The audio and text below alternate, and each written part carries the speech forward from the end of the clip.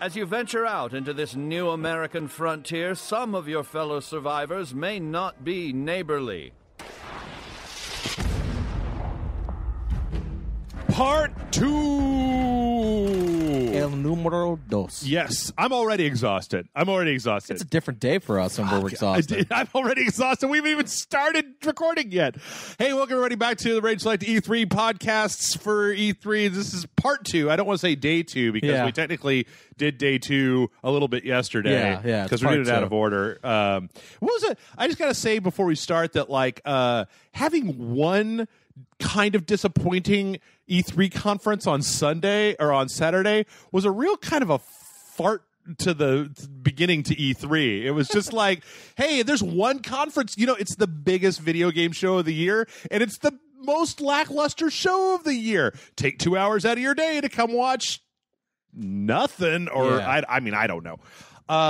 But day 2 was full of stuff. We already talked about Microsoft and all the stuff that they did, and whether or not I think that their whole whether or not I think that they're putting out enough games, they did show a shitload of games. They did exactly what we said on a previous podcast. We talked about what Microsoft needed to do to impress us, and they did the exact 2 things that we said they needed to do. Sort of. Which is show games. Right, yes. And buy a small studio and make some games. Yes. Some exclusive games. Absolutely. I guess I just wish that they had done a little bit of that earlier. True. Anyway, we're not talking about Microsoft today. No.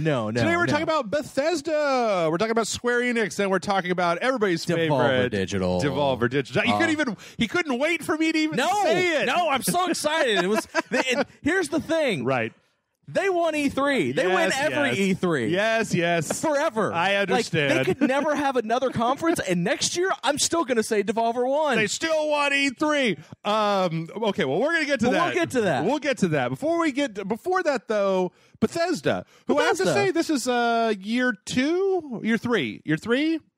Was it? I think it's their fourth? Was it 4? It might be. It's either 3 or 4. I want to say it's their 4th year, but I could be and probably am wrong on that. Yeah. But I feel like there was one that was kind of low-key, and then the next one they put on kind of a more traditional press conference, and then last year they did the circus thing. E3 land. Bethesda land. Bethesda land, there you go. And then this year they went back to just kind of doing a standard old conference. Right. Now, I have to say that as a company, Bethesda's gone from 0 to I think it's better than EA. I think it's better than Square Enix. And I think that they're nipping at Ubisoft's heels in a lot of ways because Bethesda as a company has also kind of gone from the guys that make Elder Scrolls to wow, you guys got a lot of stuff. Even though some of it is going to be a big raspberry, just a big meh. You can't win them all. Yeah, that's true. So anyway, we started out with what I'm hoping is not a tradition in the Bethesda conferences with this weird studio, we are Bethesda, a lot of B-roll of people and we're people and we're doing things, and from everybody from the catering staff to Joan in accounting, we're all into video games, y'all. And it was just what is this for?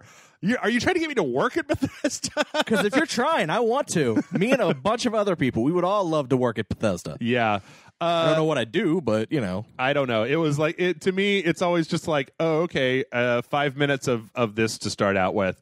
But you know what? You shouldn't try to rush Bethesda because this year they had a lot of what I would consider to be weird chaff in their E3 conference. Starting with, listen. Everybody in the chat room and you and everybody, and I'm sure that even the people listening to this are going to freak out because the first thing that happened was some guy came out and gave a rock and roll concert. Andrew WK! Who is that? He's a musician. I've never heard of him before. He does all the songs about partying. Okay, I've never heard him before. Oh my God. I'm pretty sure you have. You just don't. Because the funny thing is, a long time ago, I didn't know who he was. Okay. And then, and then someone was like, "Oh, it's Andrew WK." I was like, "Who the fuck is Andrew WK?" And this was years ago. Yeah. And then they were like, "Here, you know this song." And then I heard, I was like, "Oh shit, I do know who this guy is." Okay. He's his band is kind of his side thing. Yeah. He has a band that he plays, and he had, all of his albums are about partying and partying hard, and all of his songs are kind of about that. It's kind of the theme. Yeah, I kind of want to listen to this now. He But it's all like kind of that same style of music that you heard him playing on stage. It's that kind of like kind heavy, of cheesy hair rock kind of cheesy stuff. hair metal. Kind of heavy a little bit. It's all really good. Okay. I know he did a YouTube series for a while with like where he basically would teach kids about music, and he had like Jack Black on and like different musicians on, and it was done in very much like a kid show kind of thing, except it was a little bit more mature than a kid show. You know what? He seems like he's the alternate universe Glenn Danzig. Yeah. Like he came from like Glenn Danzig is our dark universe version, and then in like the universe of Golden Light, Andrew WK. Yeah, and then also when he's not doing the band thing, he's a motivational speaker. Okay, like cool. Legitimately, like he's a motivational speaker. That's like his primary source of income. Okay, the music stuff is kind of his side thing, but most people know him for the music, and his music's good. Like it's like I said, you'll hear it and you'll be like, I think I know this song. But you don't think about it because it's not something that gets a lot of radio play, but a lot of like movies and TV shows and commercials have used his music. Okay. So it's very much something you would know. And it seems like he was the one who did the background for the initial Rage 2 trailer that we saw. Yeah, he did the music for that's the song he played. Okay. On the stage. Speaking of which, then we got to see some Rage 2. Yeah. And okay, I had forgotten that Rage 2's Wasteland is a meteor, or like the moon blew up and then a bunch of meteor shit like fell down on Earth and destroyed everything, and now it's a weird apocalyptic wasteland. Yes. Okay, so in case this is the first time you've heard of this, which I don't know how that is, but in case this is the first time you heard about this, Rage was one of the old id Software games. It was like the last kind of their games, kind of, I feel like, before they started into the whole ZeniMax Bethesda type of thing. It was primarily like a weird bad tech demo where you were driving around in a big open world wasteland. John Goodman was in it. It was okay. It was like, it had good mechanics. It played well. Yeah. Its story left a lot to be desired. Yes. And its ending was god-awful. See, I don't even remember it. It's literally like it did this whole open world thing, and then literally it's like, okay, well, you're going to come up to the big ending where it's like you're, through this whole game, you're like, oh, I'm going to fight stuff, I'm going to beat stuff up, I'm going to blow stuff up, I got to conserve my ammo. And you're kind of funneled into this very linear thing where you're not attacking anyone. Oh, okay. And then you go into a room, and then you press a button, and the credits roll.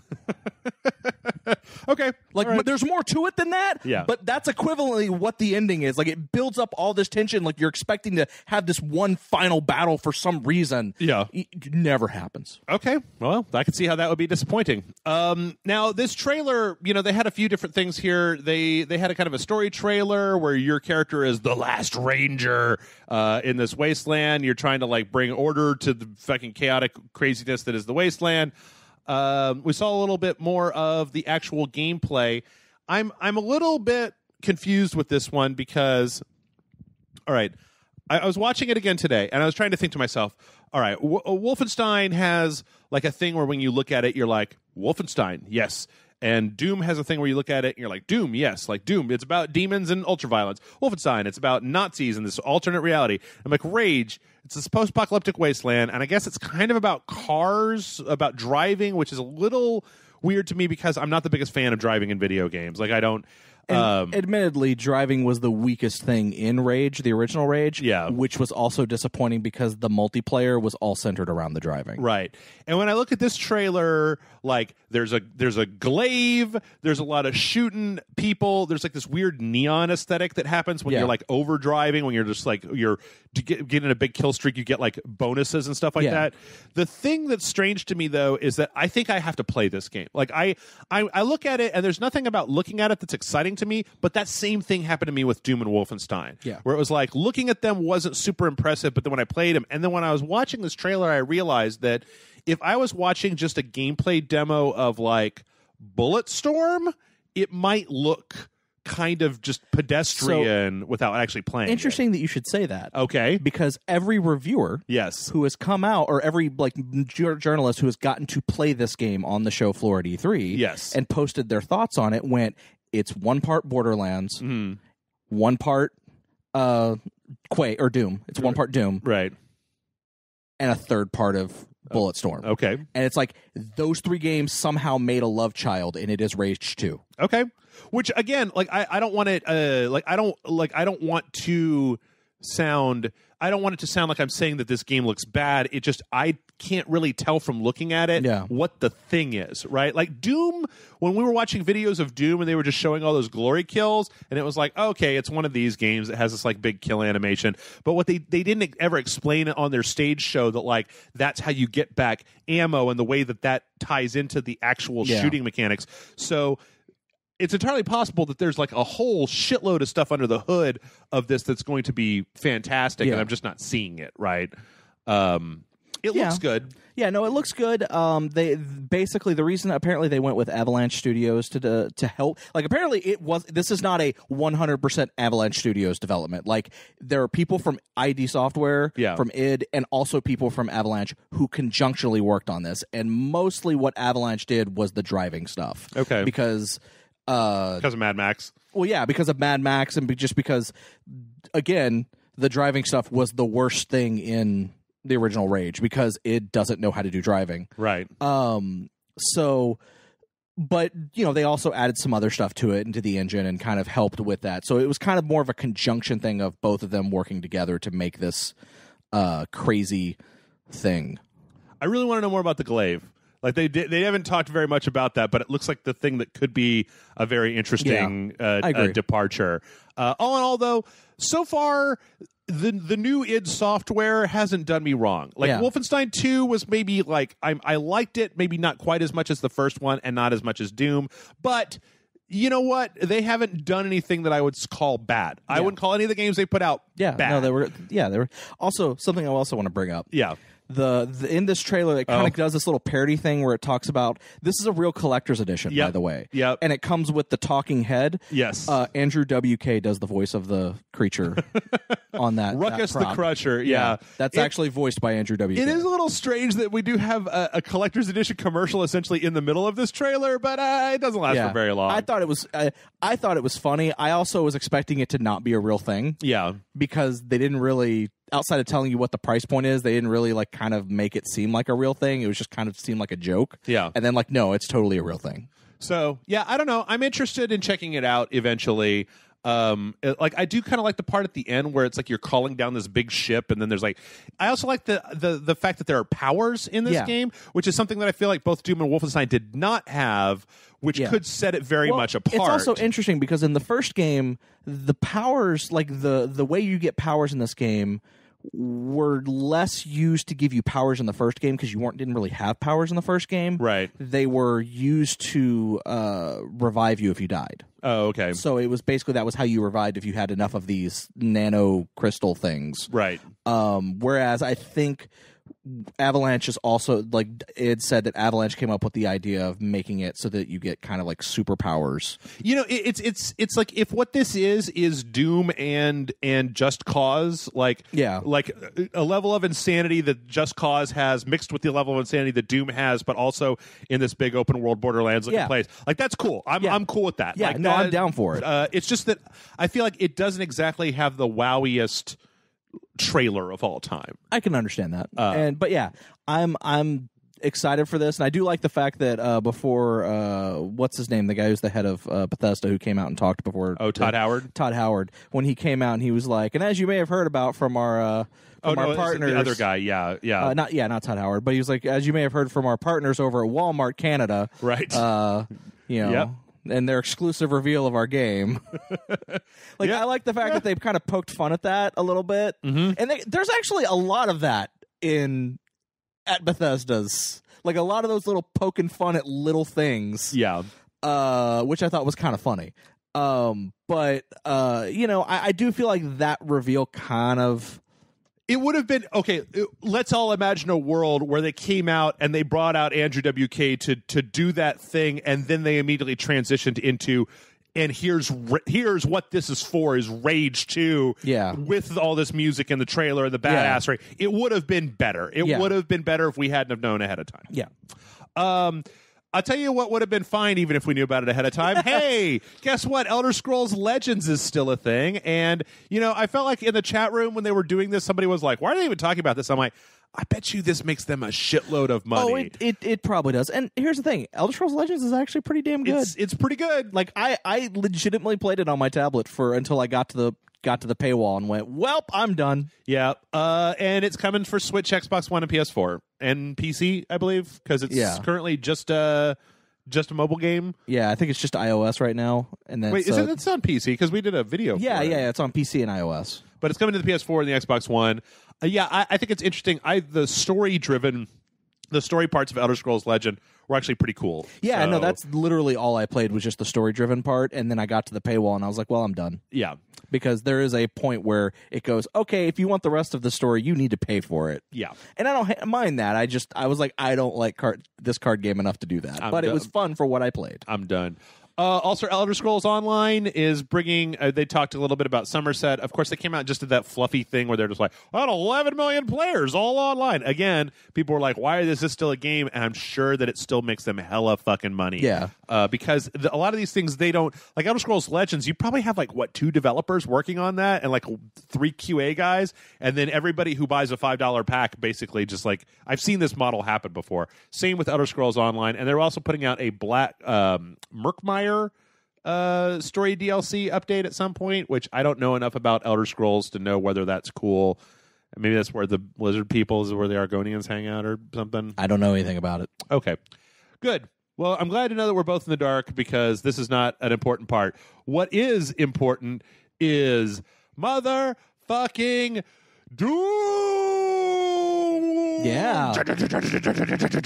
Damn, man. Damn. Finally, after 1, 2, 3, 4, maybe 5, I don't know, it depends on where you put some of these spinoffs in, games, hell is coming to Earth in Doom Eternal. This trailer didn't show anything outside of just the world wrecked up by demons and heavy metal music, and I couldn't be happier. Yeah. And I think, if I'm not mistaken, they did say that there would be more shown at it at QuakeCon. Yes. Yeah.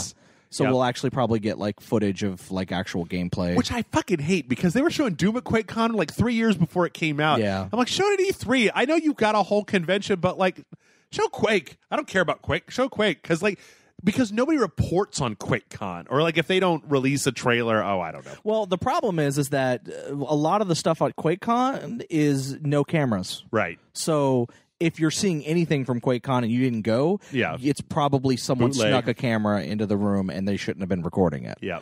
The only thing that's a little bit troubling, a little bit potentially troubling to me about this is that like, boy, they put every monster from classic Doom into Doom 2016. Yeah. They put all the weapons that I wanted to see.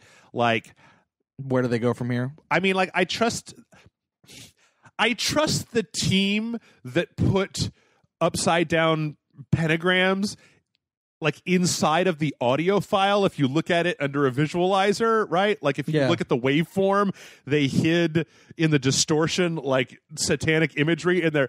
I trust that team to be able to make new Doom demons. Yeah. It's just that like it's slightly worrying, but Doom was so fucking good that it doesn't matter. I'll play it. It's called Doom Infinite. No. Doom Eternal. Halo Infinite. Doom Eternal. Duke Nukem Forever. That's right. They're all fucking never ending.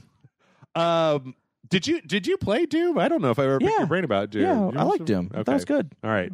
Yeah, it's possible that this might have been the most exciting thing to me that they announced at Bethesda because I love Doom so much. It's such a fun game. Like, it's just so unabashedly just like, Argh! So I can't wait. It's great. I love Doom. From there, Quake Champions is still a thing, and they talked about it very briefly. This guy that came out in this kind of douchey, he's got a Quake shirt and a Quake hat and just a bunch of Quake stuff. They showed a trailer which I thought like, oh, here's some new stuff from Quake, and it's like, no, these are all the exact same like players that we played when we played Quake. Yeah. So well, we played it during a beta, right? Yeah. And so this is actually like the full release, and now this is like, oh, you can play for free right now. Oh, is that what it is? Yeah. It's fine. I'm not really not super into Quake. I mean, it seems like fine as a multiplayer thing, but it's too fast. It's too fast for old man Jeff. I can't play it. It's too fast. Oh, that was great. I died all the time, but I liked what we played. So I actually preferred the Doom multiplayer. Yeah, because I could kind of keep up with that. It was a little bit slower, a little bit more. I don't know. Quake is just so fast. From there, another. Well, I don't know. Did they spoil this? Got teased ahead of time. Well, everyone. Well, so if I remember correctly, they said Prey would have DLC, and then Prey never got DLC. Yeah. So did they sell Season Pass for Prey? No, okay. But they just said that they would be releasing DLC for it. Okay. And I think they even asked, like, is it going to be paid for DLC or free DLC? And they said, well, we'll discuss that when it comes out. Right. So Prey, which I've actually been, I kind of forgot how much I like Prey. Yeah. Getting a New Game Plus mode. So that's great. If you got it, you get to play New Game Plus, which is great. I kind of feel like that was one of those games that should have had New Game Plus last year. But then we got a trailer inexplicably set to the dulcet tones of "You Spin Me Right Round" for what is it called? Moon Crash. Prey Moon Crash. Which I've actually been playing a lot of, and because this was one of their. It's out now. It's out now. Yeah, it's $20, and it's like a single set of like 5 levels that are kind of remixed. Like all the items are in different places every time you play through it, so there'll be like different hazards. And then when you die, you just rack up a bunch of points for your run, and then you get to use those points to buy equipment when you go back into it. And your whole point is to play it over and over and over again with 5 different characters that have a different skill set to try to complete story objectives and get through it. It's actually really cool. Like, I think this is totally worth $20 if you like Prey. It also forces you. One of the interesting things about it is that it has a timer, so that like every so often, all the enemies in the game get harder unless you kill certain types of really difficult enemies, and you get a thing that'll reset the time.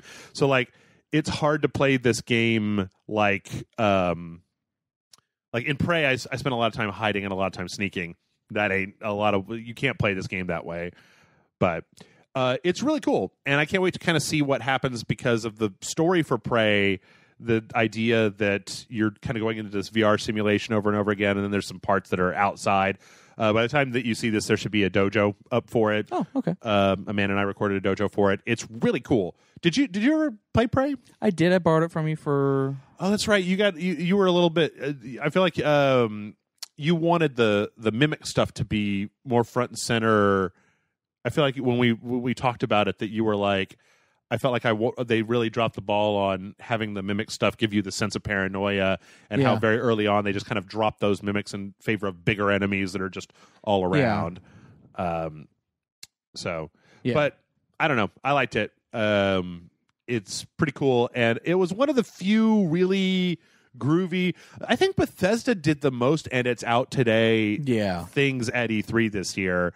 I don't think outside of Bethesda and EA, I don't think anyone really did that. I think Nintendo was the closest, but theirs was, and it'll be out tomorrow. Oh, PC Gaming Show had like one. Oh, see, I checked out halfway into the PC Gaming Show. I don't blame you, but we'll be talking about that pretty soon. Let's see. Speaking of DLC for games that came out last year, Wolfenstein 2 is getting a new expansion called. It's not really an expansion. Oh yeah, it's its own game in the same way that The Old Blood. Right. It's standalone DLC. Standalone DLC. In my opinion, somewhat poorly titled Youngblood. Well, I feel like that's also to coincide with, because you have Wolfenstein and Wolfenstein The Old Blood, and then you have Wolfenstein 2 and Wolfenstein 2 Young Blood. Yeah. Like it's supposed to, but I will say what's kind of fucked up is they kind of spoil something from the end of fucking Wolfenstein 2 that I didn't know. Yeah. Wait, what? The fact that there's kids? Oh, okay. I mean, like, I'm like, God damn it, that was a spoiler. Maybe. I guess I can see that. I mean, I'm not upset by it. Let me preface that. My upsetness is a joke, right? But it is a spoiler because I didn't know that because I haven't played Wolfenstein 2 yet. Okay. Now you could argue that's my fault for not having played it yet, and it's been out for however long it's been out. 8-9 months. but my point is, it's like, oh, I didn't know that BJ had daughters. Yeah. Well, his lady was pregnant at the end of Wolfenstein: The New Order, right? Was she? I believe that she said, like, we're gonna have kids, like smoochy smooches. Oh, I don't even remember that. Okay, whatever. Anyway, this is BJ Blazkowicz's kids. Yeah. Two daughters, and it's set in the 1980s, still in this alternative timeline. Which also says something else, but you know, what's that? Still Nazis around. Well, yeah. He didn't kill them all? No. I thought that was the whole point of Wolfenstein, is that he went around and killed them all. No. And he saved America. No, well, in Wolfenstein, he saved Europe. Remember? Yeah. The second one, I'm saying, in the second one. That means he failed. He failed at saving America. I've seen this sentiment online, and I find it exceptionally trollish. I know. I am being trollish, but that's because right. if he did completely eliminate all the Nazis, there's no more Wolfenstein games. It's what just like Kane from Kung Fu, BJ Blazkowicz wanders America on foot, murdering every Nazi that he comes across. He's like, "You a Nazi?" It's just blam. All right, any more Nazis in here? I do like the idea. I like the kind of alternative history stuff that they're doing. Yeah, no, I do too. I actually think it's really cool. And I like the idea of pushing it up into the 80s. I'm not the biggest fan of... So the suits that the ladies are wearing, there was a character in Wolfenstein 1 that wore the suit, and then BJ wears that suit through a lot of Wolfenstein 2. Yeah. I'm not the biggest fan of just taking that and continuing it forward. I think I would have liked to have seen something different, or even that suit, but like through the lens of the 80s, because it's very much like a future hexagon suit, right? Yeah. It looks all like futuristic and shit. Anyway, I don't know. Chances are, as I said, with a lot of this stuff, they ain't done me wrong with Wolfenstein so far. I loved Wolfenstein 1. Yeah. I loved the Old Blood. I loved Wolfenstein 2. Yeah, like I said, I keep meaning to play Wolfenstein 2. I just haven't gotten around to it. Do I have it? I think you do, and I think I asked if I could borrow it a long time ago, but then at the same time, I think I was like, I've got other things to play right now. I think I might have bought that digitally. Oh, you may have bought it digitally. I don't know. See it on my shelf over there. I'm not wearing my glasses, though. So. Either that or you loaned it to somebody else. Well, that's true. I might have loaned it to somebody. From there, Pete Hines talked a little bit about VR. So, and also I forgot, Prey is getting another thing later in the year. There's going to be a multiplayer mode called Typhon Hunter. Yes. Where some people play as the Typhons and are stalking. And you can turn literally into anything. Right. Yeah. Which is cool. I think it's a really cool. I actually think that's a really awesome idea. So, okay. Prey, Wolfenstein 2, and I think, let's see, are both getting, and Fallout 4 are getting VR? Well, Fallout 4 already has a VR thing. Okay. Sorry. If I'm not mistaken, you played that with Brushwood. Yeah, yes. On the site. Yeah, I'm thinking, though, that this might be because what they announced, these are not like Wolfenstein 2 is going to have VR. There's going to be a VR game called Cyber Pilot, where you like pilot the big robot dogs, and there's going to be a Typhon thing from Prey where you're playing as a Typhon specifically. And I'm wondering if there isn't. I think I'm just reading the wrong thing on this website that I'm using to recap this stuff. But these are separate standalone. I assume more like Doom VFR than like, which I kind of wish they quit doing. Like, I kind of wish that they would do more of just like, you can play Wolfenstein 2 with a VR headset and then just look around. Like, because I think I would rather play Prey and just play Prey and not play a specific game made for VR, because I feel like both Skyrim and Fallout worked pretty well for them in VR. So I would really rather them, and Doom VFR did not work at all for me. Like, Doom VFR, I thought was just like, if there was a way that I could have played Doom with a VR headset, I feel like that would have been great. If I'm like, you hit the execute button and then you're right up there in a demon's face as you're ripping it apart. But like me having to stand in my room and turn around and aim and fire, Doom was too fast for that. Like I just couldn't do it. So I don't know. Old man Jeff has bad reflexes. It's true. You know, the Vive, like, I'm pretty good with the PSVR because, you know, in the PSVR it's like you hit the buttons to turn left and right. You know, you've got one. You know how that works, and then you like teleport forward or whatever. On the Vive, it's like it's got the room scaled, so they literally want you to be like walking around, and I'm just not. It's not even that I'm lazy. It's just my brain is like trying to split the difference between turning using a thing in my hand and turning using my feet, and it just doesn't work. Also, it is too physical for me. I don't want to just be bobbing and weaving. I played Space Pirate Trainer for like 8 minutes, and I was just like, ugh.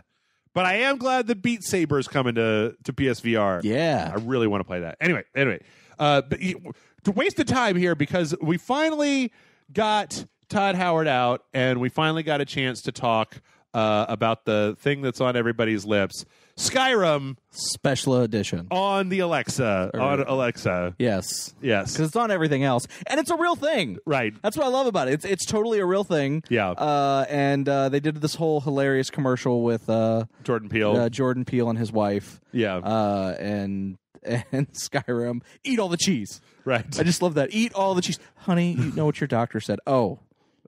Yeah. Eat all the cheese. Yeah. You know, that was it. The whole commercial was great. It's good. And then the fact that they didn't actually say, oh, and you can actually go download it. It's a real thing. They just they're like, haha, yes, that's a joke. Let's move on. Right. But then if you went on your Alexa, totally a real thing. I gotta check that out. We might have to do that at some point. I think I actually have an idea. I think it's like it is very much like a text-based adventure, just vocal. Mm-hmm.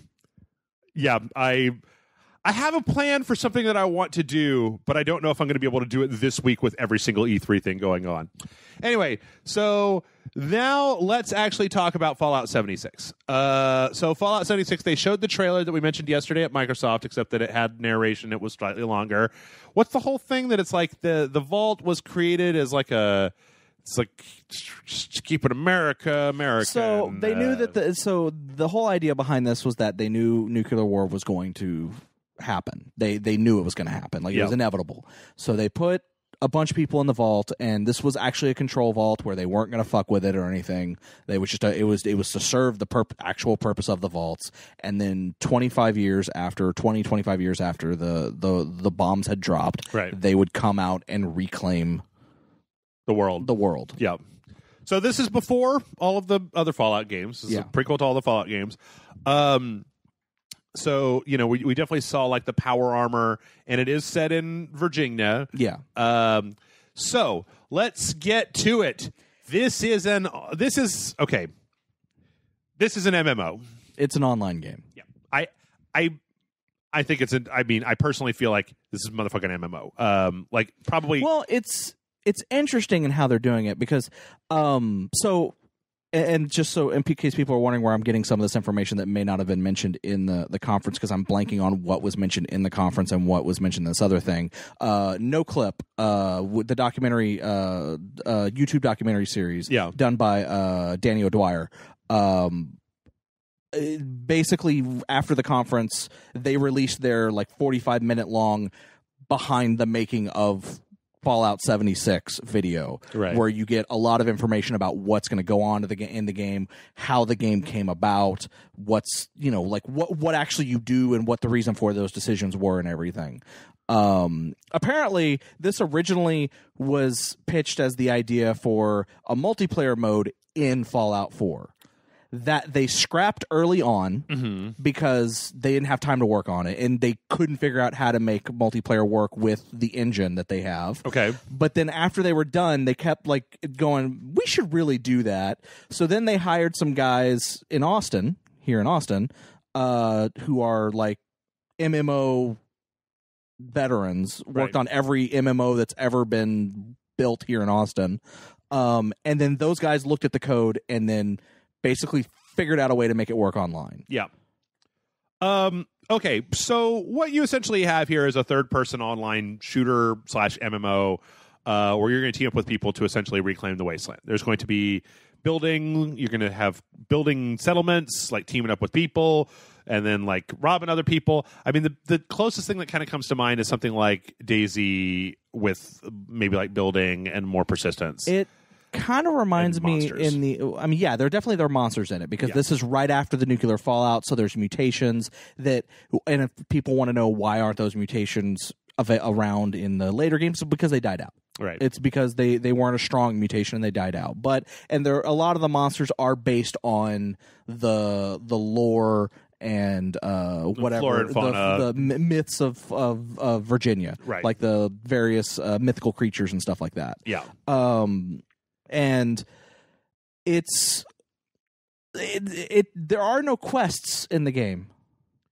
I mean, there is a end goal for the game, but there are I think there are no quests really. It's literally you team up with your friends and go out into the world and do whatever you want. Now, are you sure about that? Because during the show, he actually said, you can go it alone and do things by yourself. Yeah, I mean, so there is an in-game quest, a big thing, which is you're trying to get these codes for these nuclear launch silos that are scattered around the map. Right. And the idea behind doing that is twofold. You and your friends want to get all of them and then go unlock them, and then you can fire a nuke in a specific section of the area. Now, by doing that, you can either A, fuck over someone else who's on that same map who you don't like, right, and destroy all their shit, or you can fire into an area where no one is, and then that becomes a super hard area. Yeah. If you go into that area, all the creatures in there are twice as hard as the creatures in other areas, and depending on which area you fire it at will depend on how they mutate and how they act and stuff like that, and you get better loot drops and stuff like that as well for that. So that's kind of the persistent way that it's that's the end goal, but it changed, but there's a reason behind it and you keep doing it. Interesting. We'll see. Okay, listen, I mean, you've obviously looked at more of this than I do. If that's it, if there is no story, then this game can eat a big bag of dicks. I would play it for the dojo or for Rage Select, but I would never play it more than that, because unstructured fuckery in video games is not something that I'm interested in. Yeah. I'm not interested in just surviving for survival's sake and then teaming up with a bunch of other people to fuck other people over and blow up their settlements and take their shit. Yeah. If there's a PvE server, then if the game has a story, then I'm interested in that. But what they showed is it's they doubled down on the direction that on a lot of the things that Fallout 4 did that were, to me, the least interesting things in Fallout 4. Okay. Building a settlement, collaborating with other people. I like the Lone Wanderer wasteland stuff. And I'm not interested. I mean, there's always going to be fun to be had if I get a bunch of Rage Select people together and we go fuck around in the wasteland, right? You know, they do all the work and I just clown around and do whatever and we make a video and it's all fun. But as far as lasting potential, I've gone back and played Fallout 3 over and over and over again. New Vegas, not as much, but I got more out of it than I used to. Yeah. Fallout 4, not as much, but this I just don't feel it's just something that's so radically different than what you want when you hear the word Fallout, right? Yeah. No, I agree with you on that. Every Fallout game up until now has been something very different than this. And to me, this feels very cynically like they looked at how well Elder Scrolls Online is doing, how well some of the continuing services are doing, and they said, if we set this up and we have a small team that does content updates and then it has either cosmetic or token microtransactions in it for something, then we'll get an initial launch, we'll get about a year out of it, we'll make it free to play, we'll double down on the microtransaction stuff, and then it'll just pay for itself for the next 5 years, because there'll be a core group of people like Rust, Daisy, they're just going to be out there playing this video game and handing us money for years. No, I agree with you on That's that. what it feels like. And it's less interesting to me than I will say, if people want to know more, because there's actually a lot more facets of the way the game works and everything, definitely go watch that No Clip documentary. It's actually really interesting. It's also really interesting because it's when I say he's going into the behind the scenes of it, they're going into from conception to all the troubles with trying to make it, and then how some of these features came about. Right. The whole photo mode was actually not originally supposed to be part of the game. Yeah. That was something that someone made when they kind of do like Double Fine does with their Amnesia Fortnite. Right. They'll take a break every couple of months and then just a bunch of people will do a game jam. Yeah. And then someone made a photo mode for Fallout 4 and they went, well, let's put it in this multiplayer thing. Yeah. Kind of thing. So it's like I said, definitely go watch that documentary because you'll find out by the end of it, you'll know if you want to play this game or not. Okay. I feel like. I kind of agree with you. It's not for me. I'm kind of interested in it because, like you said, they did kind of make it seem like there would be quests of some kind. Right. But if there is, I'm slightly interested, and I'll tell you what I really want is a PvE server. Yeah. Well, also, what's weird to me about it is because every time I hear them talk about the servers, it doesn't come off as you choose what server you're on. Right. When you log in, it picks a server for you because there can only be 50 people on every server. Right. So if a server's full, if that server you were playing on was full, it moves you to the new server. Now, you may be wondering, well, what happens to all the stuff I built? Right. Well, that actually gets moved to the new server. Now, if someone on that new server happens to have already built something there, then when you log in, it gives you like a blueprint thing that you can then go to anywhere on the map and just slap it down. It repops all your stuff. Okay. But yeah, so like some of it is you have to like go fight these creatures, and I'm sure that's stuff that's I don't know. The other thing that I keep thinking about is I don't shoot in real time in Fallout. I always use VATS. Yeah, you won't be able to use VATS in this. And there's no way there is no VATS in this. Pause the whole game so that one person can aim on the other side of the map, right? Like, so I've never thought that Fallout had very good shooting controls. Yeah, I agree with you on that. I actually know some people who play Fallout like a first-person shooter. I don't take a shot in Fallout unless I have VATS. I do a combination of both, but yeah. So that as well is another kind of like, oh. And not only that, but all the footage that they were showing was in third person. And I'm like, I mean, if you are going to be making this an actual shooter game, I feel like first person would be... I think you can put it in first person. I think just like in Fallout, you can switch between it because it seems like with the exception of VATS, it's Fallout 4. It's the Fallout 4 engine redesigned to allow for multiplayer. Okay. I don't know. I'm real cool about this one. Yeah. Like I may maybe see a few more things because this one got an actual release date, right? This is coming out early 2019 or later this year. I think it's coming out November 14th. Yeah, this year. November 14th. So I mean, I don't know. I'm maybe I'll give it a shot. And like I said, I feel like there's some okay. I feel like there's some fun to be had for me as the guy that runs Rage Select, playing this with Brian Brushwood or streaming it with some people. But I just don't see myself sitting down and playing it by myself for hours and hours and hours on end. I can understand that. Anyway, what I have been playing for hours and hours and hours on end, because it was released at the Bethesda conference, is Fallout Shelter on the PlayStation 4. And Switch. And Xbox One. Well, it was already on the Xbox One, if I remember correctly. Was it? Okay. I think. I could be wrong. Oh, yeah, that's what it says here. Sorry, folks. I'm flying by the seat of my pants this year. Yeah, which, is, I don't know how much we need to talk about. Oh, wait, hold on. We forgot about the collector's edition of Fallout 76. Yes. That has a glow-in-the-dark map, whoop-de-fucking-do, who gives a shit, or I don't give a shit. But it also has the helmet, the power armor helmet from Fallout. Yeah, and it has a light that lights up on the top, and it distorts your voice when you talk through it. Wow. Huzzah! So if you have that and the collector's edition Pip-Boy from the previous collector's edition for Fallout 4, you are one step closer to having a full-on Fallout costume. Or, if you want to be more accurate to Fallout 76, ThinkGeek has a kit where you can build your own Pip-Boy based off of the Pip-Boy in Fallout 76. Oh. And when I say build, like, it's sent to you in pieces, and you have to actually put it together with a screwdriver.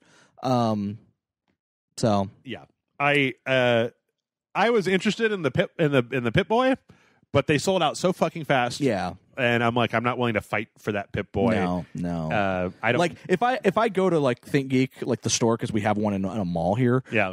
If I go to that and they just had like that Fallout 76 build your own build your Pip-Boy. Right. Like I think it's like $100, and I had $100. I'd buy it in that instance. But I'm not going to try to get it. I'm not going to go out of your way to try I'm not going to try to go out of my way. Okay, so Yeah, Fallout Shelter is on the Switch. Yes. And Amanda has been playing Fallout Shelter obsessively. You're welcome. She's really pissed off because she feels like the game that you played with her or showed her or played with her or whatever, you got a lot more cool stuff than she did. And like from the lunchboxes, yeah. like you got all these cool characters and she got like shit. Like she just got caps. She's like, I can get characters. I just got caps. Yeah. And got nothing else. And Jeff like got like 16 characters. No one wants to come to my vault. My vault's apparently the shittiest vault because I don't got anyone lining up for my vault. Make a radio station, Amanda. That's how you get the people to come to your vault. That's what I told her. Build a radio station. Hopefully she's doing. I know she's probably at home right now playing it. Okay. So hopefully she's doing better at it. But I mean, you got to get the overseer's office to really get Fallout Shelter. Fallout Shelter by itself, I feel like, is a little vanilla. It's when you start to be able to go do those quests that things really get interesting. Yeah. Anyway, and then so finally we've had all this stuff. It's time to announce a brand new Elder Scrolls game. What? No, it's a phone game. Elder Scrolls Blades. It's sort of a phone game. It looks like It was a game that's designed for phones. Yes. However, at the end of it, he did say, but we want this game on every platform possible. So will it be on VR? Yes. Will it be on console? Yes. Will it be on, the Alexa? Sure. Yeah. We want this on as many things as possible to be available. So while right now their focus is on phone, at some point you can expect this to be on the Xbox One. At some point you can expect this to be on a PS4. On some point you can expect this to be on the Switch, which I wouldn't be surprised if it's on the Switch before it's on the other two, right, just because of the touchscreen stuff. At some point it's going to be on PC. At some point it's going to be on the Vive, and hopefully it'll at some point be on the PSVR. Yep. This is a game that's very much like the original Elder Scrolls. It seems like it seems like it's very combat focused. Yeah. They did state that don't expect Skyrim. Like some of the people who got to play demos of it on the E3 floor were like, do not expect Skyrim. How could you expect Skyrim? There are people that apparently expected Skyrim. It's a fucking phone game. Yeah. Of course, I tell you what, it would not have surprised me even a little bit if they came out and said, and Skyrim for iOS, we did it. It's out today for iOS and Android, everybody. But the cool thing I thought is that about this game, I actually thought, since they're making a phone game, I did think it was kind of cool that they also made it so that you can hold it in portrait mode instead of landscape. Right. And you can still play it with just one hand. Yep. I think that's actually pretty ingenious. Yep. I know there are people who are going to hate it, but whatever. It doesn't look bad. I guess it's just like, I feel like half of this, like Fallout 76 and Elder Scrolls Blades, to me kind of are the same thing where it's like, I don't feel like these are games that were made for Jeff, and that's fine, but that doesn't have to make every game for me. Yeah. They already made Doom and Prey and Skyrim, Wolfenstein and Skyrim and a bunch of games, right? Like Fallout 4. It's fine. Fallout 3. Fallout 3, yeah, Fallout 3. And I've never been the biggest fan of the Elder Scrolls franchise to begin with. Like, I like Skyrim, but I never play Oblivion or Morrowind. And every time Morrowind comes up, people are like, oh, Morrowind. And I'm just like, fucking, who cares about Morrowind? But it looks like a functional game. Like, it looks like a kind of a real-time action game with very stripped-down mechanics. It looks like you're fighting one enemy at a time. Yeah. It almost looks kind of like a turn-based game where it's like you're hitting and then they're hitting back. And I did like there's a thing where they talk about how the reason that they also included a portrait mode so that you can play it portrait is like there's like, oh, so you could be sitting in your office and playing, and it shows like a lady playing it. Oh yeah, like and in a it's meeting. like, and if you're playing the multiplayer, you could be playing against someone who's against so and so playing in VR in his home, and he's all like guy with a VR headset, right? Because apparently there is a PvP component to it. Yeah. Which seems weird. Like if I have to swing my arm in VR to swing it, and there's some person's just like swiping on their phone to do the same attacks. I'm just like, oh man. Anyway, we don't really have any kind of actual release window for this, right? No. There's a pre-order. There's a pre-order for it right now. I think there's no, I'm thinking of something else. Never mind. There's just a pre-order. I was thinking of that Command and Conquer game. There's a beta for it for Android, that Command and Conquer phone game. Oh, okay. But no, for this, there's just, you can basically buy it, and when it comes out, you'll get it. Okay. I feel like I've asked this for just about everything. What do you think? You play a lot more like tablet games than I do. Is it interesting to you? I mean, I'll play it. Yeah, like I'll play it when it comes out. I mean, I'm interested enough. Like you said, I actually do play a lot of tablet games and a lot of phone games because I have a lot of time where I'm not at home. Yeah. And I don't take my Switch with me everywhere because when I'm not at home and Amanda is at home, she wants to play the Switch. Sure. So I don't want to take it with me, and I have a tablet, so I can play games on it. So I do. Yeah. I feel like I feel like a lot of time I've done a lot of bitching about Bethesda over the years. And yet I just play the shit out of all of their games. Yeah, yeah. So, like, I mean, Blaze doesn't really seem like it's for me, but then neither does Fallout Shelter, and I kind of love it. Like, yeah. Well, it's like we said, like, what is it? Elder Scrolls Legends. I downloaded that on my tablet, and I played it. And right. I downloaded Fallout Shelter on my tablet, and I played it, and I'm downloaded it on my Switch, and my girlfriend or my fiance is playing it. Yeah. And then of course I'll download this and play it when it comes out. Yeah. Okay, so that's all the real stuff. Now let's talk about about where they waft the delicious cheese under your nose and then take it away and lock it in a different room. What I love is the fact that everyone like blew their lid off of this. What do you mean? If it's what I'm thinking you're talking about. Well, I'm talking about Starfield, motherfucker. So, okay. So everyone was like, Starfield. Oh my God. They acknowledged it. Yes. Like literally everyone was like, this is the biggest thing ever. I can't wait. And I'm like, they just showed you a title card. Yes, but Bethesda has been making pretty much either Fallout or Elder Scrolls. It's like Overwatch. Yeah. Right? Like, it's the first new Todd Howard said it was like the first new IP that they put out in like 20 years or something like that. So that is a big deal. Yeah, no, it's a big deal. But like everyone's just like, I'm so hyped for that. And then also the thing they talk about immediately after this, which again, is just a title card. Well, I am so hyped for it because, okay, listen. So you're watching E3 and here comes the thing. And it's usually like one of about three different things. I feel like you pull the handle on E3, right? And the wheels spin, and here comes the trailer. And sometimes it's that fucking Battletoads trailer where it's just like a bunch of words and we'll see you next. Like it's just an announcement. Sometimes it's something like this where there's like 1 second of gameplay, like the Shadows Die Twice teaser. We're just like, what? Do. And then, sometimes it's an actual trailer, and then sometimes it's a gameplay walkthrough, and then sometimes it's like fucking 20 minutes of somebody playing Minecraft on an E3 show stage or whatever. Yeah.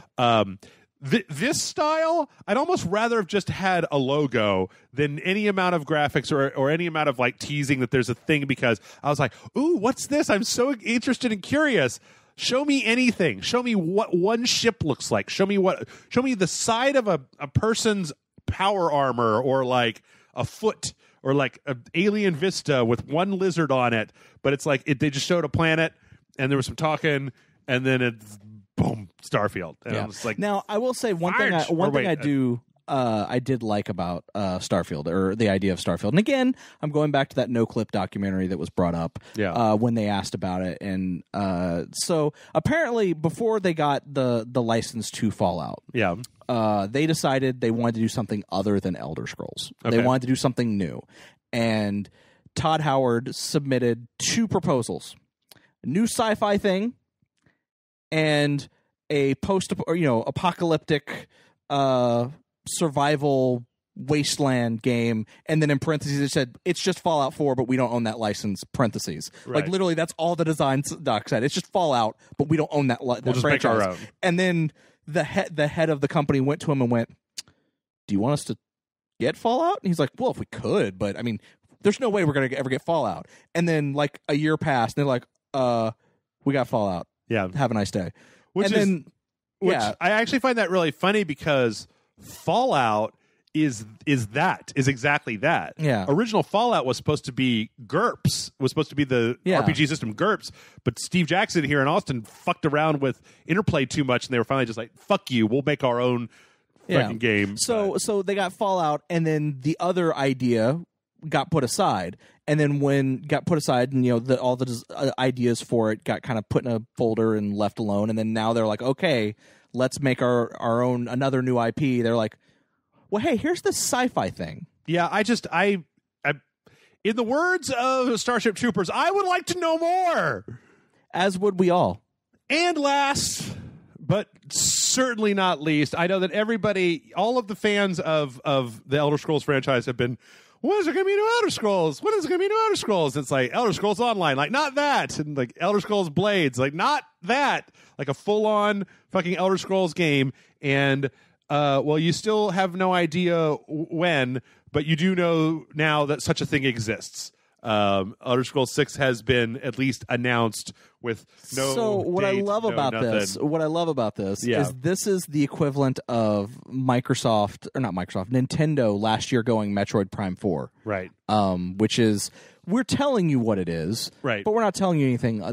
We're telling you that it's going to exist, but we're not telling you anything else. Yeah. And literally, Todd Howard on stage goes, our next game is Starfield. Yes. And then he goes, and then once we're done with that, then we're going to really go do this. So it's like, they haven't even started working on Elder Scrolls yet because they're knee-deep in Starfield. Yep. They have so little done on Starfield that they couldn't show us anything. Yep. They ain't going to have Elder Scrolls 6 for fucking ever. That's true. Yep. Very true.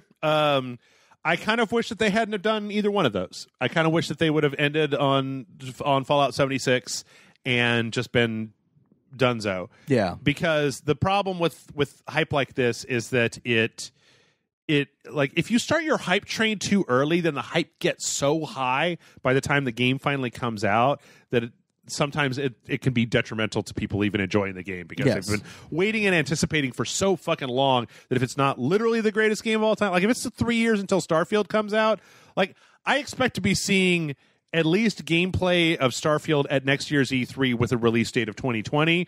Yeah. That would be a reasonable timeline. And I actually do feel like you're probably going to get that. Yeah. I feel like that may be the case, but it also may not be the case. Yeah. So, because what? I feel like based on the things that Bethesda has done, hold on, let's do a little thought experiment here, John. Next year's Bethesda. Let's just do a quick recap of what we're going to see at next year's Bethesda E3 2019. We're going to probably see some type of DLC or expansion for Fallout 76. As well as Doom Ultimate. Probably some expansion for that. Or you mean Doom Infinite? No, Doom you mean Eternal. Halo Infinite. Internal. Doom Eternal. Whatever. God damn you guys. Why couldn't it have just been... I know. Why couldn't it not have just been Doom 2? Why couldn't it have just been Doom 2? Because there is a Doom 2. But there's already a Doom. There's already like 2 Dooms. I guess they got tired of people like the third Doom. calling Doom 2016. Like, okay, so DLC for Fallout 76, DLC for Doom. Evil Within 3... Maybe, yeah, because I mean that's not necessarily that's like one of their side companies, so. Or something new from that same developer, just something brand something new. Else. Let's see, Arcane, maybe some Rage 2 stuff, maybe some Rage 2 expansion, and then Starfield, and then Fallout Blades is on the PlayStation 4 and the Xbox One. Fallout Blades. Yeah, I'm on it today. I'm really on it, you guys. Elder Scrolls Blades. I bet you anything we'll get some type of VR game, some type of new mobile game, or some type of expansion for the already existing mobile games. Maybe new Dishonored. Maybe some stuff. Yeah, you'll probably get a new Dishonored next year, and maybe Prey 2, maybe Prey 2. We'll never get a Prey 2. Shut up! I want it so much. They'll shelve it, and then like 4 years later they'll release another Prey. That's an entirely baby noises. Franchise can never ever get to the number 2. So anyway, we'll wrap it up with Bethesda. What did we think about Bethesda? I thought it wasn't the best conference of the week, but again, I actually thought like this is kind of where I expected it to be. Right. Like I don't think they announced anything I didn't expect them to announce. Yeah. And I don't think they they didn't announce anything I expected them to announce. Like, everything I expected to be said was said. Right. And even maybe the stuff I wasn't expecting, like or not Fallout, but like now I'm doing it. Fallout Blades, yeah. Fallout Blades Elder 6. Scrolls Blades. Shelter. Like Elder Scrolls Blades, and stuff like that. Yeah. And, Skyrim Very Special Edition on Alexa. Right. Things like that. While I may not have expected that stuff, it's not out of line of what I expected them to announce. I don't think it was disappointing in any way. I don't think it was the best conference.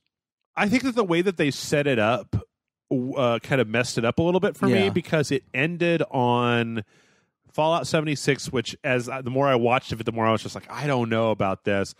Elder Scrolls Blades, which I'm not playing this on a phone, so unless you put it on, if you put it on VR, I'll probably play it on VR. Yeah. But I don't want to play it. I don't play phone games. I read books on my phone. And then 2, just like someday in the future, these will be video games. Like, all that was kind of a weird downer at the end. But when I was making notes on this, but I'm like, but Prey, I love Prey. Yeah. Doom, I love Doom. Rage looks like it's got a lot of potential. Like, there was stuff early. Like, all of my excitement was kind of at the beginning of it. Yeah. And then as it went on more and more, I was just like, ooh, especially considering it kind of died down as the show went on. Yeah, considering how much Fallout 76 there was, and then just like as it went on, just me kind of being more like, oh, I don't think I like. There was a one scene during the Fallout 76 where they showed a bunch of people playing instruments together, and I was just like, I don't give a shit about that. I want to shoot raiders in my power armor. Like, and unfortunately, there are no raiders in Fallout 76. Yeah, boo. Well, I mean, you're the only people. Some people can go cut up some tires and glue them to their shoulders. Well, then those will be other players. Yeah, I mean, I don't know. It's entirely possible that Fallout 76 might end up being my favorite game of all time. I don't know. It's hard to tell. There's no precedent for it, right? Yeah. The only precedent that I have is looking at the difference between between Skyrim and Elder Scrolls Online. Yeah. That's the precedent that I have to look at, and I don't play Elder Scrolls Online. So the idea of Fallout to Fallout 76, I'm like, yeah. Yeah.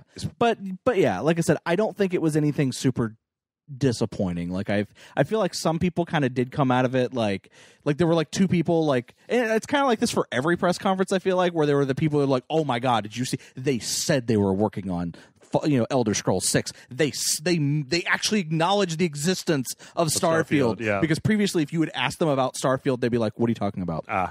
Like, literally, like, employees could not say the word in the office. Yeah. It was that, like, hush-hush kind of thing.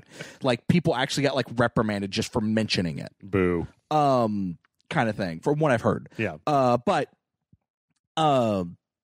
Like, there are people like, oh, they acknowledge Starfield and this and that, and oh my god, like this greatest fucking thing ever, And then there are the people that's like, yeah, but they didn't show anything for Elder Scrolls. Right. They didn't show anything for Starfield. Fallout 76 is a stupid MMO which no one wants. Right. And no one asked for. And Fallout Blades is a fucking phone game. Yeah, the new Elder Scrolls Blades is a phone game, and did I say Fallout Blades again? Yes, you did. Fuck. But it's okay. But Rage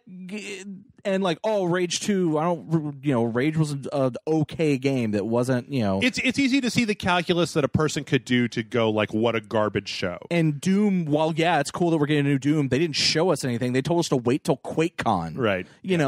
Like literally, you could look at it and go, I could see why someone would be disappointed. Sure. And also, I could look at those exact same bullet points and be like, I can see why someone's super excited. I'm somewhere in the middle. Yeah. Yeah. I don't think it was bad. I don't think it was the best conference of the year. Oh, man. Okay, as a quick sidebar before we move on, I was going to say, when you look at you say people looking at the same thing, and some people are just like, oh, that's the worst, and some people are the best. So last night I was watching the replays of Sony's, because Sony has been streaming like preview stuff all day, every day after their conference, yes. right? And I was watching it on YouTube, and I was literally watching a YouTube live replay, and to below it, even if I blew it up, was the YouTube chat stream. Yes.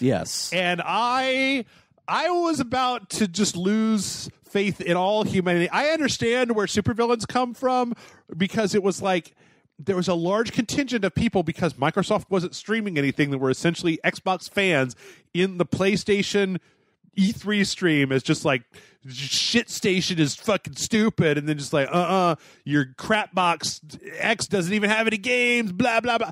It was just a nightmare, and it was a 7-hour stream. There was a nightmare the entire time. That's why I don't look at the that's why when I was watching these streams, whether it was I was watching the PlayStation stream or the Nintendo or the IGN or the fucking official Twitch, I was watching it on the Rage Select website. Yay! And so that the only chat I saw was the Rage Select chat, which was completely empty because outside of the press conferences, no one chatted in those. Yeah, I feel like in previous years I've had a chance to sit down and do it. It's just that this week has been fucking... But I was in there every time, and if people did talk, I would talk as well. So. Cool.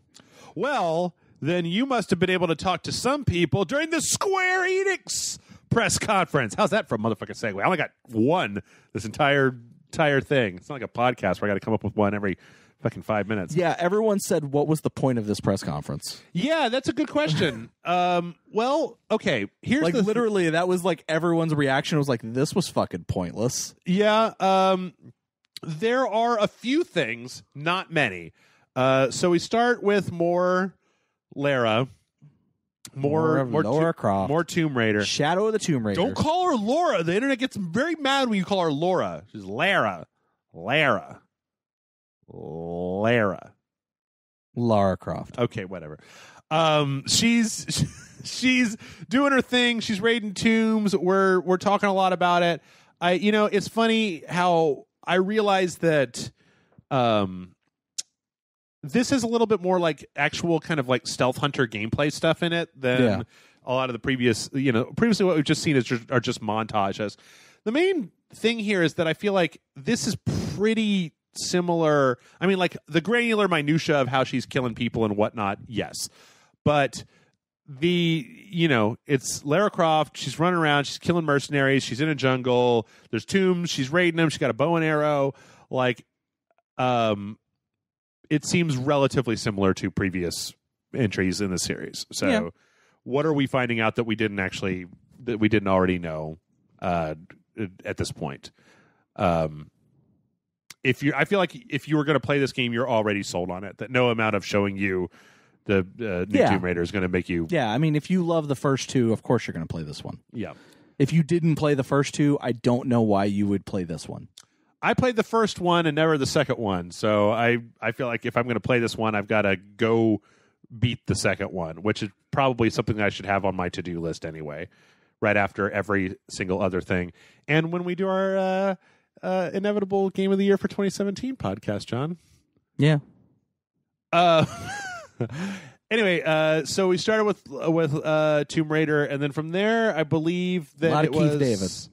Final Fantasy. Oh yeah, because he did the narration on this one. Yeah, he did all the narration. Which if anything, that's why there was it. So Keith David could say something. Right. Final Fantasy 14. Stormblood gets a trailer, so if you want to check it out, you can check it out. I feel like there's a bunch of stuff in here from Ivalice that I didn't know was in the game. So it's like. I don't know. At this point, I feel like Final Fantasy 14 is basically just doing fan service because it wasn't last year when they showed a trailer that had like a bunch of Final Fantasy 6 people in it, like the Ghost Train. Yeah, and like I mean, last year they didn't have a conference. They did a stream. They did a live stream. Yeah. But then this year they decided to do a small little 30-minute conference thing. Okay. And then let's see. Monster Hunter and Final Fantasy XIV are teaming up as Rathalos from Monster Hunter is going to be in Final Fantasy XIV, and people are going to be able to play it. Final Fantasy cross Monster Hunter. Great. I mean, I guess this is good for people who play Final Fantasy XIV. I can't imagine this would. Get I think there's also some Final Fantasy creatures are showing up in Monster Hunter as well. And from what I've heard, they're really fucking difficult. They've already started like showing up or something. Okay, or maybe they will. I don't know. If... Fair enough. From there, we got some more about the Awesome Adventures of Captain Spirit, Yes. Which I feel like we covered a lot of. I don't feel like there's anything. Yeah, I think they showed some different clips, but it was pretty much all the same information. Yeah. Which, for the size of this game, I don't feel like there's more information they can give without actually telling you the whole plot. Plus, it's out so soon and it's free, and it's like, yeah, you're either going to play it or you're not going to. So this is a trailer for Dragon Quest IX. Echoes of an Elusive Age was next after that. Is this the new Dragon Warrior? Yeah, the Dragon Quest. Oh yeah, Dragon Quest. I'm sorry. My brain is just fucking yeah. off. This is the newest one. This is the new hotness. Okay, the one that's out. No, yes, maybe. I don't think it's out yet. See, it's weird. This Wikipedia page says it might be out in Japan. Okay. Did it come out on the 3DS already? Yeah. Okay. So yeah, this is the one that was already out on the 3DS. I'm sorry. I don't really. This one was a bit of a. I've been keeping half an eye on Dragon Quest for a while now, but it's not the sort of thing where I'm just like, oh shit, Dragon Quest. I haven't played one since the first one. Yeah, I haven't played it since a long time ago. I don't remember which one was the last one I played. I do remember, though, in this trailer that they had the music from Dragon Quest, which is the same music that was on the 8-bit Nintendo version, which still kind of gets my juices going. I do the way that the character designs all are. I know it's that guy that everybody likes, Toriyama. Yeah, that does. Which I'm probably butchering his name, so please don't hate on me. Same guy who did all the stuff for Dragon Ball. Right. It's a little kind of weird looking, but whatever. There's actually only a couple of things in here that are of any real big interest, but the next thing was one of them, and this was Babylon's Fall, which the trailer for which was basically just like a bunch of lore and kind of still screenshots. It didn't really show anything, but what we do know is that it is a new Platinum Games game. It's Platinum. Yep. And it's it's going to have some crazy action. Yeah. It's funny, watching Platinum, I feel like that Scalebound had to have been canceled because of Microsoft, right? Yes. Because I feel like Platinum always finishes their game. Oh no. Yeah, no. They came out and said we would have because people were like, why don't you release it without Microsoft? And they're like, we can't. They own the rights to it. Right. We would continue working on it, but they decided to cancel it. So, and I do feel like Platinum, when they're working on their own original IPs, they tend to bring it. Mm-hmm. It's only when they're working on licensed stuff that they kind of phone it in. Okay, I can see that. Like Ninja Turtles and what was the other license? I guess Transformers was good. Yeah, it was a little short. Yeah, but I mean, they kind of went through a license to kind of stay afloat, to kind of make some money or whatever. Right. They kind of did a series of licensed games, 3 or 4 of them, and they were just kind of all meh. Yeah. Anyway, not a lot of information for this, but I will be more than happy to take a look whenever they want to put out a trailer. Yeah. Give me any more information. Platinum Games is a somewhat rocky record with stuff like the Mutant Ninja Turtles and whatnot, but generally speaking, I'm more than willing to give their games a chance. Yeah. Because they've done so many interesting things in the past. I agree. From there, we got another look at Nier Automata, Become as Gods edition on the PlayStation. Octopath Traveler, got a new trailer. This game is out really soon, right? Yeah, if I'm not mistaken, there's a demo. There's a new demo that's out now, right? And that if you play it, all of your progress from that demo will carry over to the main game when it comes out. Okay. Yeah, I can see that. So, yeah. Can't wait for Octopath Traveler. It's really looking good. When we played the demo... The first demo, I really enjoyed what we were playing. Yeah, same here. Let's see. Just Cause 4 got a lot more information. Looking at the tornadoes. I think this is where they actually talked about the fact that there are other weather systems. Yeah, lightning and sandstorms and things like that. Like I said before, I'm assuming that when you play the game, you're going to get grenades that make tornadoes or you're going to somehow be able to control this stuff. I wouldn't be surprised if you don't get the ability to control it. It just happens. Okay. I think this is also where we found out that there's new like grapple types. Yes. Anyway, the whole thing looks appropriately redonkulous. Yeah. Like it looks good, and as I said before, there's balloons now? So there's a grapple balloon. So there's a balloon upgrade. So when you grapple things, it'll release a balloon. So that if you like tie a bunch of grapple a bunch of balloons to a car, the car will float. Yeah.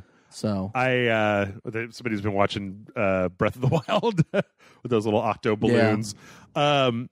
Anyway, this looks really good. I don't know what happened at the end of Far Cry 3, but as I said before, as long as this doesn't have the huge load times and garbage social stuff, I'm all about the insane craziness of. I agree. It's the best traversal system in an open world video game since Saints Row 4. Yeah.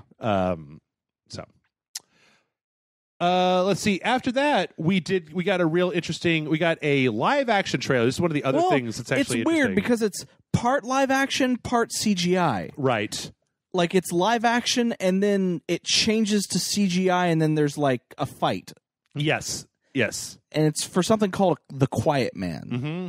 And it's a guy that looks an awful lot like that lady that was in John Wick 2. Yeah, but he is deaf. And he's just punching some street toughs. It is a strange transition that makes you wonder why was there any amount of live action here? Is there live action in the actual game itself? Yeah. What kind of game is it? Who's making it? Do we know anything about that? No. Let's see if we can figure out if Wikipedia can tell us. But it's coming to PS4 and Steam. Yeah, in August of this year. Nope, all I got was a 1952 Technicolor American romantic comedy drama film by John Definitely Ford. Not that. I don't think it's this, y'all. I don't think it's this 1952 movie. Right. From there, then I believe that they just finished with another shit ton of Kingdom Hearts. Yeah. Did we talk yesterday about how that was weird that this Kingdom Hearts trailer had like a weird audio mix to it, where like all we the didn't mention it, sound effects were gone? It was literally just the music and the dialogue with no like sound effects. Right. It was very strange, and I don't understand because like the trailer that was then on the PlayStation channel and like the game trailers channel was that same mix. Yeah. Well, it's like at first when it first showed it at Microsoft, everyone was like, "Oh, someone at Microsoft in the back fucked up the sound. Right. Someone's going to be pissed." And then they showed this, and it's the exact same thing with no like the sound effects are gone. Right. And everyone's like, "Wait, so that wasn't a fuck up? This is how Square released it?" Yeah, it's a little strange. Again, I mean, I feel like we saw this is a little bit more than we saw. Yeah, they show a lot more here. We saw some Ratatouille, which looked like it was a cooking mini game more than anything else. More just kind of like that same action, right? Just a bunch of Kingdom Hearts jumping around, Toy Stories and Monsters Inc. and Hercules and Rapunzel. Well, you know what's actually really interesting about this is that I feel like they're very much focusing on the CG Disney stuff. Yeah. Right? I mean, I guess that's the fact that they covered all of the hand animated stuff, but like outside of Hercules, I feel like everything I've seen in their trailers has been Toy Story, Wreck-It Ralph, Frozen, like they're all CG movies. Yeah, it's all the new stuff. Even to the point where I'll tell you what, it's a spoiler alert for the Sony press conference, I think it was. Yeah. Or it might have been later on their channel, but like no, it was Sony. I like their Johnny Depp. I like their Jack Sparrow. Well, I thought it was a little weird because because again, there's they haven't shown any Final Fantasy characters in any of these trailers. Yeah. And it's really weird because you have all these Disney-fied characters where, they all have this like cartoony style to them, and then suddenly you have super hyper-realistic human Pirates of the Caribbean, Johnny Depp and Orlando Bloom, and which they don't even look like the NPCs. No, Sora, no, Sora they look looks like a mutant freak compared to Jack They look like super hyper-realistic, but the human characters from the game just look like anime characters standing next to super hyper realistic people. Right. And it's just really jarring for me. It's a little strange. Which apparently Pirates of the Caribbean was in the last game. But which one? 2? I don't know, but one of the last games. Okay. When you say the last game, I'm like, it could be any one of them. Dream but Drop apparently Distance? This is not the first time that Pirates of the Caribbean has actually been in the games. Fate Excella, or was that Final Fantasy, or is that something else? I don't know. You guys need to just start putting fucking numbers on these motherfuckers, or make it a subtitle different series. At least this one's Kingdom Hearts 3. So, and that was Square, which again, the problem with Square is that they didn't hold anything back. So I felt like, we look at that and well, it's weird because the stuff that they announced or they showed at every other press conference. Well, this was like the third one, so it's like they showed it, most of this at Microsoft specifically. Yeah, because EA wasn't showing any Square shit. Yeah, it was just like Tomb Raider, Captain Spirit. The only Octopath Traveler we knew about, and then Final Fantasy all got shown at Microsoft. Yeah, so. And the only real things that didn't get shown anywhere were the Quiet Man, which from someone said that a clip from it was in their Sony's montage. Oh, thing. okay. Mm-hmm. And then also the Babylon's Fall. Right. Like those were really the only two things that weren't in other conferences, and they didn't talk shit about them. Right. It was mostly just a clip show. I mean, It had less information and less announcements than I normally would have thought, which is funny because I feel like the games that they showed aren't bad. I mean, Tomb Raider and Just Cause, they look good, and Kingdom Hearts looks like it's for people who like Kingdom Hearts, etc., etc. None of the stuff they showed looked bad. It's just that, like, by the time we got to the end of, this is the beginning of day. Yeah, this was the beginning of day 3. Technically, the only one we skipped over Devolver because we're going to talk about that last. Right. But this was the beginning of day 3, and then after this was Ubisoft, and then that ended with Sony.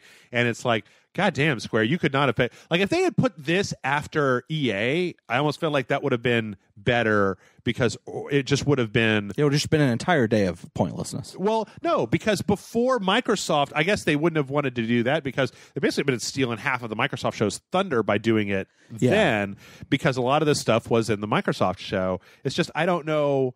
I don't know how you make this work because I felt like they really only had 3 things to talk about. You know what?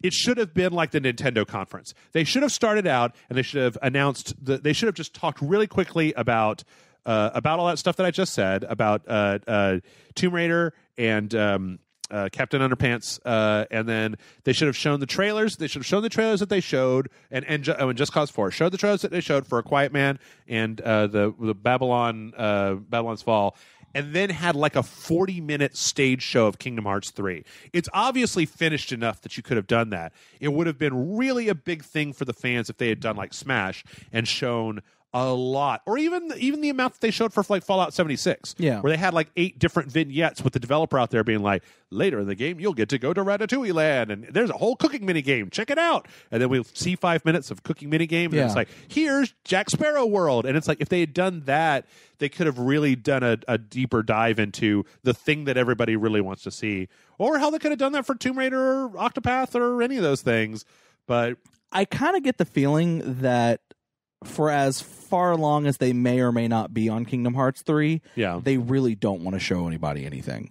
Because there was an interview with one of the people involved with Kingdom Hearts 3, may have even been the director, I can't remember. Right. In which someone asked about the fact that there have been no Final Fantasy characters in it, and he just said, I'm not talking about that. Like, literally, it was like, okay, why? It's like, well, it would, and then like he kept basically saying every time they'd ask a question, they'd be like, I can't talk about that. Mm-hmm. I can't talk about that. I can't talk about that either. And they were just like, why not? And it's like, because it's all a spoiler. Wow. What you see is the only things we can show you. Okay. And so literally, it comes off as they don't want anyone to know fucking anything going into this game, which.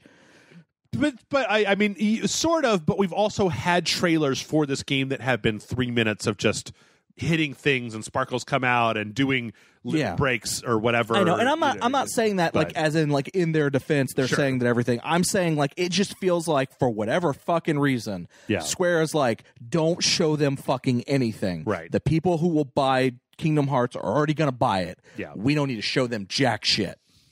Yeah, I could see that. And I don't think I agree with you. I don't think that's a good thing. Yeah. But I don't know why that's their mentality, but apparently that's the thing, is they don't want to show off anything. I guess it just comes back to the whole idea of, if you're going to put on a show, put on a show. I agree. Because they had two announcements, and they had a whole show, and the Final Fantasy 14 Monster Hunter tie-in. So, okay, and this is kind of the thing, and this leads into the next thing we're going to talk about. Because the next thing we're going to talk about, they only had like 2, maybe 3 announcements, but they put on a fucking show. Right. Like, it's you watched it because it's like, if you didn't watch it, you knew you were going to miss something. So it was kind of one of those things where, like, that's where they kind of failed. Like, and even going before the Microsoft press conference, Tiny Build had a thing where literally they just showed off 5 seconds of a spin-off game from Hello Neighbor called Secret Neighbor. Oh, right. But before that was like 15 minutes of some E3 the musical equivalent, where they were trying to do something sort of like Devolver, but a little bit more PG and just a little bit more Glee. Yeah, for some reason, which was kind of dumb, but like, at least they were trying to do something. It was funny watching that. I was like, I'm mildly entertained by this, and I saw Devolver, and I was just like, oh right, yeah, you guys suck at this. Yeah, but and part of the problem with that is that I'm pretty sure that Tiny Build either did that all themselves, or they got they hired a firm to do that. But then Devolver actually has a film company, right? Yes. Like, they are not just video games; they also have a film company. So they just went to some of their film people and said, "Hey, script it and make it." Yep. So yeah, which is as good an introduction as any to the Devolver Digital press conference, the best conference at E3 year 2. So this started with this guy. I don't even remember his name, and he's standing up there. He's basically like, I'm the new CEO of Devolver Digital, and it I'm here forever, until the day I die. And I love the fact that this is like, they obviously just have a stage and then a bunch of stock footage of audiences, right?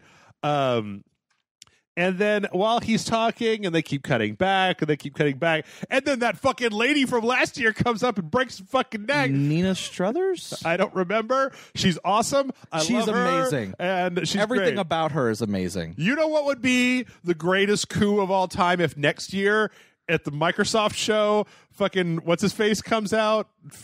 Who is that guy? Phil Spencer? Phil Spencer comes out, and then she just fucking like runs in from the other side of the stage and like kicks him off into whatever, like a pit or whatever. And she's like, "Fuck you, bitches! I'm running this show now. Devolver Digital bought Microsoft, and I'm running this conference." Because I like the fact that this is like the anti-E3 conference. Yeah. Because she just comes out to basically sum up all the things that we take for granted as gamers and kind of call the whole industry out on it. Yeah. And it's fucking awesome. It's hilarious.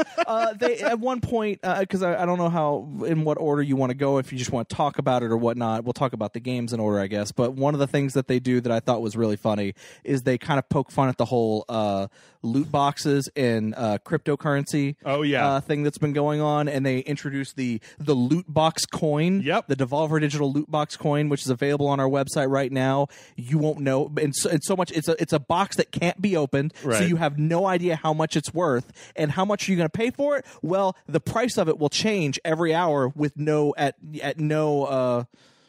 like, there'd be no rhyme or reason to the amount. It's just random. Yep. They sold out of those coins, by the way. Oh, I'm sure they did. They legitimately sold them. Like, most of them were like 130, 100. Like, I was looking at, I was like, at one point it was 130. I think 115 was the lowest I saw. 150, 160. Like, it just, and it would just jump around. I thought about it, but I was like, no. Yeah, if I had just $113 just to blow, I would have done it. Yeah. Because I'm curious to know, was it a Cards Against Humanity style thing where it's exactly what they said it was? Right. Or was it a thing where they sent you like this 3D printed coin thing that was like garbage. That looks like garbage, but then with it is like a sheet of paper with a bunch of Steam codes for a bunch of games. Yeah. Which that wouldn't be any use to me because I already own all of them. No, I know, for the most part. But that would be kind of cool. Yeah. Not saying that's what it was because I don't fucking know. Yeah. But I would have liked to have seen, like, is it either one of those? But they actually, and one of the things that she came out and called Devolver out on was that they didn't actually really announce anything last year. Yeah, they showed off like one game, and it was a game that was DLC for a game that was already out. Yeah. But this year they did. They actually released. They actually did presentations on 3 different games. The first of which is called Scum, I believe, and this is a battle royale game. I don't know anything about this game. I think it looks. I think it's a survival game. Okay, open world survival game. This let's see, character creation. And it's coming into early access in August 2018. It's basically just kind of like a guy like running from another guy. There's like a sniper, and then there's like a giant robot with a happy face on its foot that steps on the main character. But it's being made by Crow Team, which is cool. Again, Devolver Digital, even if the games that they put out aren't always the best games, they're always interesting. So I'm always willing to give Devolver Digital a chance because they do shit like this. They do crazy E3 conferences. And then I don't even know if last year after their conference, there was like, 4 hours of like wrestling until 4 o'clock in the morning or whatever. Yeah, they didn't do that this year. I didn't know if that was even them or if that was Twitch. No, that wasn't them. That was Twitch. Okay. So anyway, that was the first thing that we saw. After that, they announced the loot box coin. Which, and what's funny is the coin they have on stage isn't even the coin that was on their website. Right. Like the coin they have on stage looks like a Nobel Prize coin. Yeah. Like that's like copper or whatever. But in actuality, like the thing they had on their website was literally looked like a piece of yellow 3D printed plastic. Yeah. Yeah. The next game that they showed off. Oh. No, I forgot. We're looking at this in real time so that I can remember. The next thing was some guy in the audience. She said GIF. Who said GIF, and he corrected her. And said, no, it's GIF. And they went through the whole GIF thing until she pulls out a flamethrower and burns him alive. What I love is that when it burns him alive, it's clearly not him. Oh, yes. Yeah. It's that joke of like it's a real low budget movie where you can totally see that it's like a stunt guy. And I'm pretty sure the flamethrower that she has is like an alien's flamethrower. Probably. Now, one thing I will also say, and this will come into play later, is on Friday, they tweeted out that anyone who is interested in their press conference should really go rewatch RoboCop. Okay. All right. The second of the 3 games that we saw is My Friend Pedro. Yes, I'm actually really interested in this game. I actually watched earlier today on IGN's stream. I watched an interview with the guy who made this game, and they showed a little bit of playthrough, and I'm like totally interested in it. Okay, tell me what you know. So this game is about a guy who's kind of like has a best friend named Pedro who is a sentient banana. Okay, that can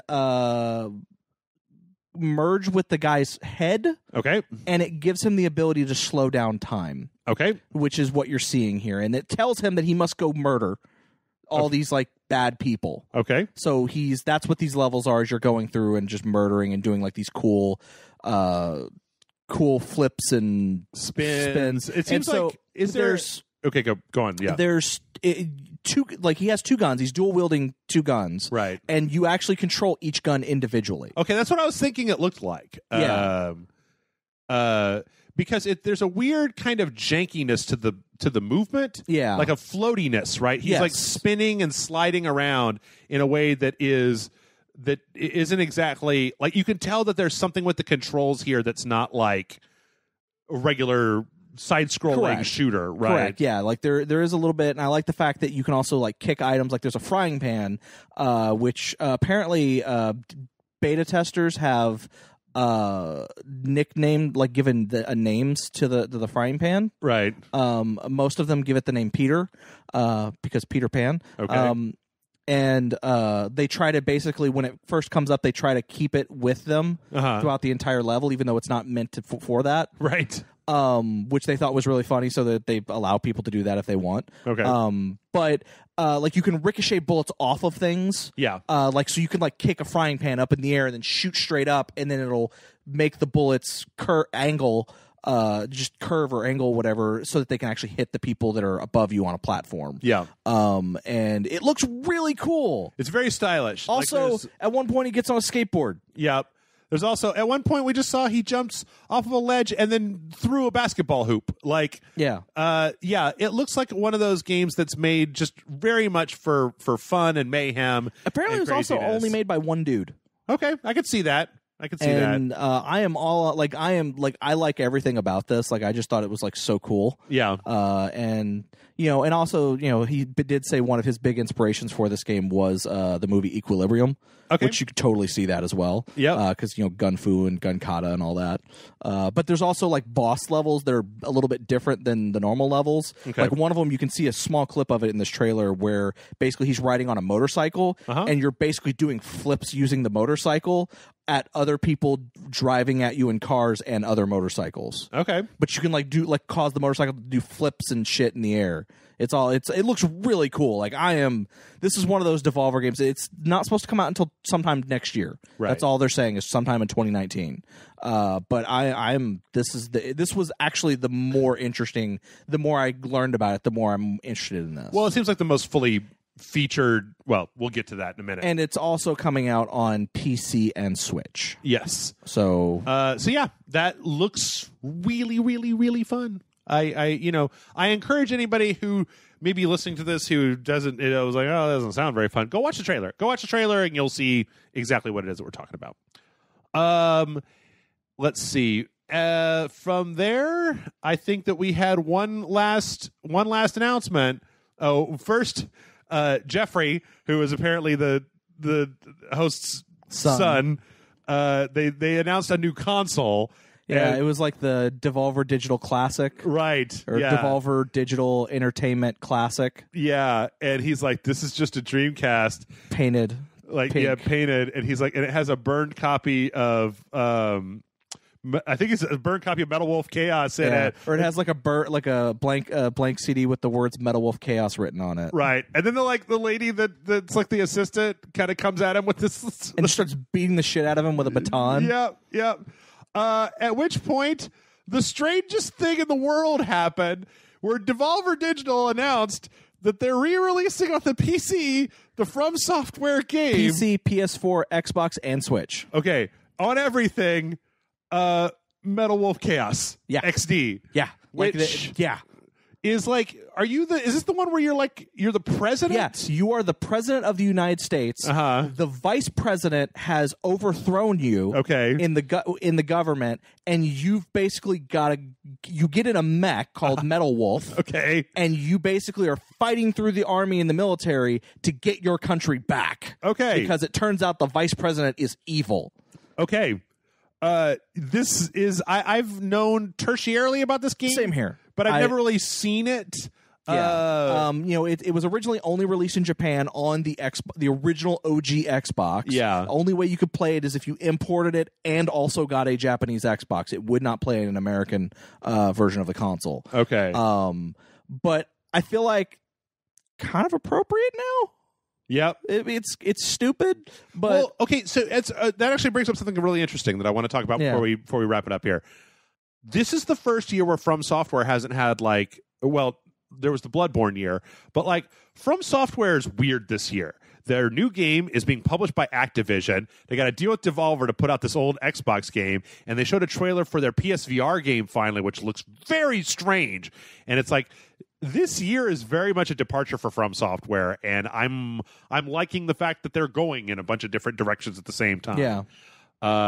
All I gotta say about this is it looks fucking amazing, and I will play the ever-loving hell out of it. Yeah, no, I'm looking forward to it. I've watched Let's Plays of it, of people who did play it, because the interesting thing about it is the game was originally done in English. Right. So the entire dialogue for the game was in English. Right.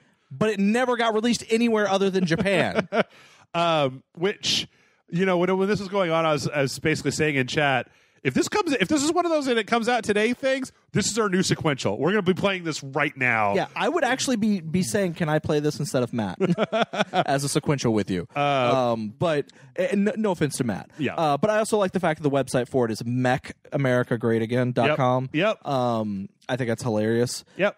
And that, well, no, I was going to say that was it, but it wasn't quite it. The lady comes out covered in blood and cash at the end. And then there is a special guest. They're running the credits. And last year, there was a guy whose arm got ripped off from a video game thing. Right. From throwing cash at a video game, and his arm literally went into the thing. And he's back this year with apparently claims he's seen the future. Right. With a gun arm, and he guns down our host in the middle. And this scene is pretty much the boardroom scene from RoboCop. Right. Because she even lands on a model set. Like the guy in the RoboCop movie. Which was not there. Yeah, it was not there. It was not there. And then the whole thing ends with the scene in RoboCop where they're making RoboCop, where they're remaking her. And what's funny is it's all new actors, but it's the script verbatim. Yeah. They didn't change any lines of dialogue. Yeah. Like, it's 100% verbatim the script from RoboCop. Yep. And then it's like, to be continued next year.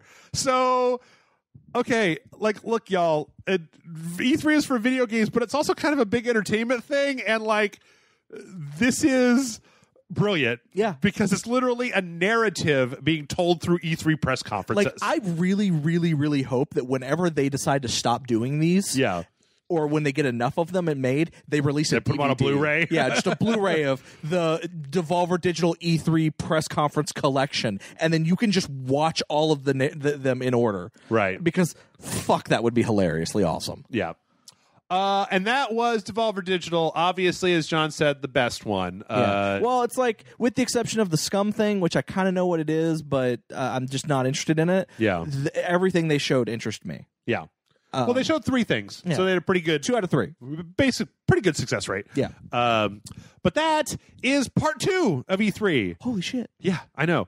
Part 3 is going to be Ubisoft and PC gaming. And by the way, I'm putting a timer up for PC gaming, and we're gonna lightning round some of PC gaming because there's a lot of PC gaming that I feel like we can do without. Ubisoft, some of that we can do without as well. Anyway, thanks for listening to part 2. Make sure to check back in for part 3 of E3 2018 here on Racing.